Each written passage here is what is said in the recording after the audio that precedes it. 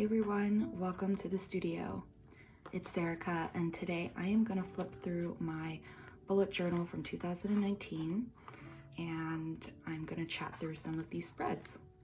If you're not interested in hearing me talk about them and you just want to see what the spreads look like, then you can go ahead and visit my video, which is just me flipping through it, no talking, just music.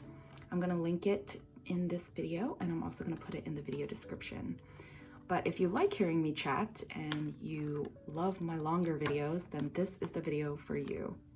So without further ado, let's go ahead and get started. I've got my bullet journal here. This is the dot grid notebook from the Travelers Company, and I've decorated the cover here with some stickers. And I get my stickers from all kinds of sources. This one's from Paper Source. There's some scrapbook paper in here. I also print out my own stickers. As some of you may know, I have my own sticker shop. So I just decorated the front with some overlapping stickers and then also just a few on the back. All right, inside I've got the dates that I used this bullet journal. So August 5th through December 31st, and look how badly I stamped that. This is one of my clear clip stickers that is available in my shop if you're interested. All right, here's the first spread, and it's my weekly overview. I just started doing this in August. Before, I was using an A5 Leuchtturm and I was not doing weekly overviews. And for my legend, I've just got circles for each task and then a bullet point for notes. And I really like this method of bullet journaling because I decorate the weekly spread using the collaging style that I love so much. And I sit down on Sunday night and I write down my things that I want to accomplish during the week. So it's not every single task. I don't list it all out. It's just things that are unique to that week. And so the rest of the pages thereon after are dedicated to my daily to-do list. So I know people were wondering how I fit everything into the weekly overview, and it's not, gonna hold everything. There's only 5 lines. That's why I like this notebook, because unlike the Hobonichi Weeks or the Travelers Company planner inserts, you can do your weekly overview and then you have as many pages as you want for your daily logs thereon after. So these are a few of my daily logs. Not only do I include to-do lists, but I also put brainstorming and notes. So it's nice because I can use just a little bit of space for my daily log, or I can use up a whole page or 2 or 3. Some more daily logs. And then here's my next one. Pretty simple in terms of decoration. And I liked having the weekly overview on the left side of the page. So I tried to keep it on the left from here on out. And started my daily logs right on the next page here. Here I've got some more daily logs. As you can see, I don't really decorate my pages during the week because it gets kind of busy and I don't really have enough creative energy to do it every day, in my bullet journal at least, because I'm doing other projects. I really like the warm and neutral tones that I tended to go for the end of the year. Before, I was into very bright colors, and I think I toned it down by the time August came around. More daily logs.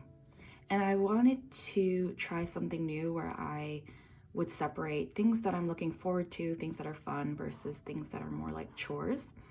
And I did that for a few of the daily logs and it worked out okay. I'm still trying to figure out how I want to do daily logs. I also tried to split up different parts of the task, and I didn't really like that method. So for example, with this, I would have put the laundry in the wash, put it in the dryer, and then fold it. So different parts of the task I would make multiple task circles for.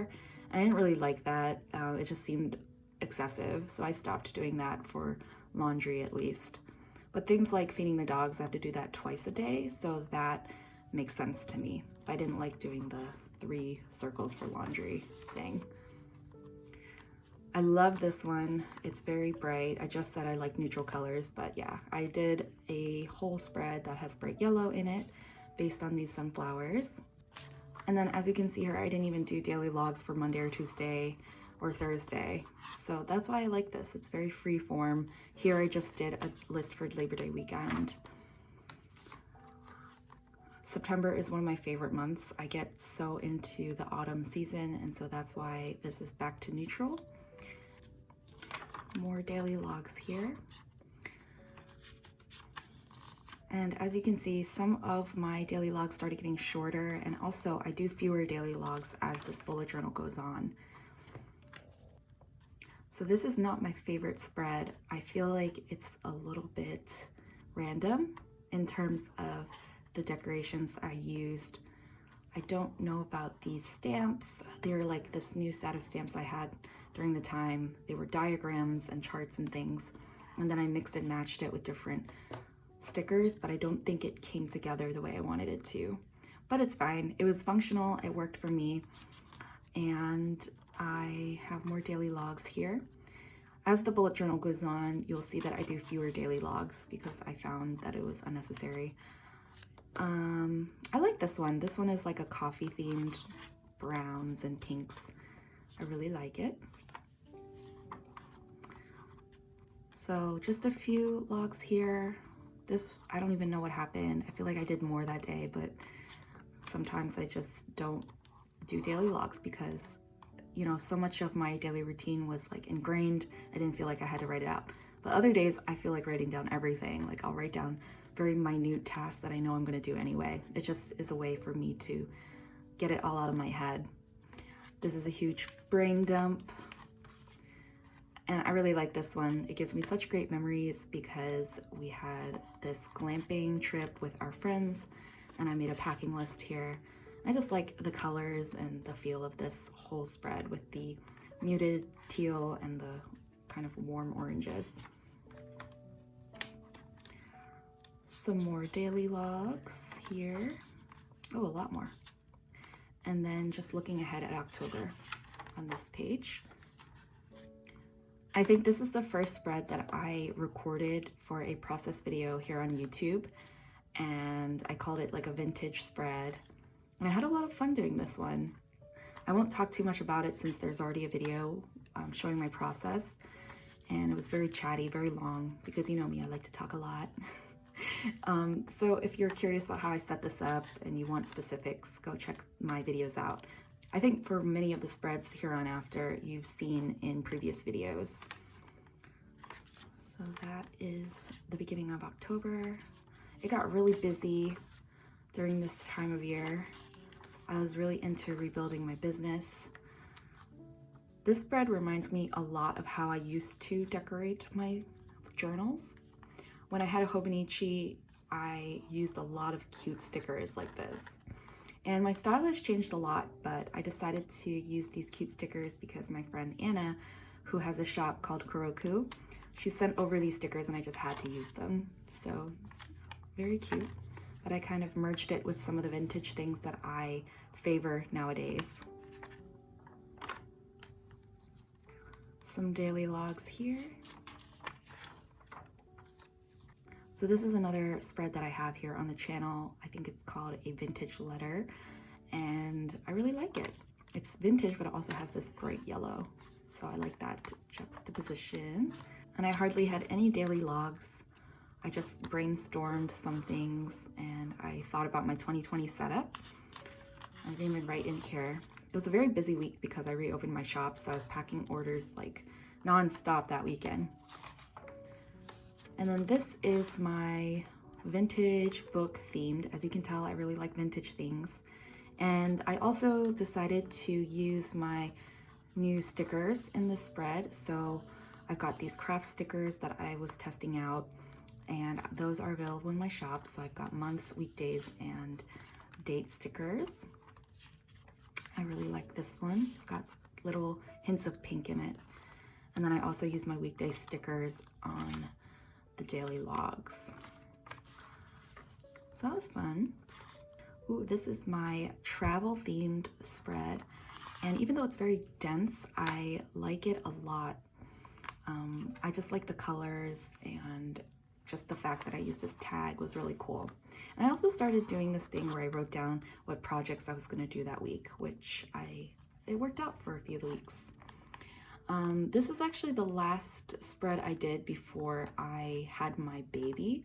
So I remember even in that video, I said that I would try to do the rest of November's spreads, but shortly thereafter, I ended up having my son early. So he was supposed to come at the end of November and he came on the 13th. So after that, I basically didn't do any bullet journaling until December. This is a Christmas themed spread, and I also didn't really write a lot of tasks here, but I did brainstorm some new routines, because basically when you have a child, you're just constantly doing the same thing but over and over again and nonstop. So I was feeding him, diapering him, burping him, putting him down for a nap, and just constantly doing that over and over. And, you know, not getting more than 2 hours of sleep in a row. So there was really no point in doing daily logs or writing down that sort of thing. I think some people have really clever ways of tracking that in their bullet journal, but I just didn't feel like it. And so this is my first spread. I really like it. It worked out perfectly because I only had a few pages left in this notebook anyway, so it rounded out the notebook very well, and it closed the year on a good note. So I've got the other 2 days of December in my new bullet journal, which I will show you. So that is the completed insert. Let me go ahead and take it out. And with my completed notebooks, I store it in a bin. It has all of my notebooks and journals that I've completed. Some of them aren't completed, but most of them are, so that'll live there. This year I'm using 2 notebooks instead of just one, and I talked about how I structured it and how it's going to be functional in my other video, but I'll just quickly run through that again. So this insert is the one that stays with the notebook all year for 2020. It's got the key here, pretty much the same as last year, and I've already got all of my calendars filled out. So in the previous video on this channel, I decorated this, and then I didn't include this, but I also have a spread of goals and tasks and, you know, room for other things in January. And then I've got all my months already set up with a blank spread in between for those goals and things. And that way I can do some future planning. This is something I did not have last year, and I just really like having it all done. And then I've got some pages in the back for other lists and collections. So this notebook will stay in here all year, and then this notebook with the weeks, as you can see, it probably will only fit like 3 or 4 months in here. So I will be able to swap this out for new notebooks as the year goes on. And I've started this one in January. I didn't start it on this first page, so I'll have to think of something to put there. And I've already got my first week going. So this year I'm doing something a little bit different. Instead of doing daily logs, I am doing like a daily task checklist. So instead of like writing out all of these things that I do every day anyway, I'm just gonna mark off when I do it. So it's kind of like a habit tracker for each week. And I still might have, you know, some urge to do some brainstorming throughout the week on these pages. But this really saves me a lot of time, and it just is more efficient, I think, than just writing it out every single day. And I also have the weekly tasks here as well. So yeah, I'm excited to fill this whole thing up with weekly overviews, brainstorming, and then this is future log. All right, and that is pretty compact too, so that's nice.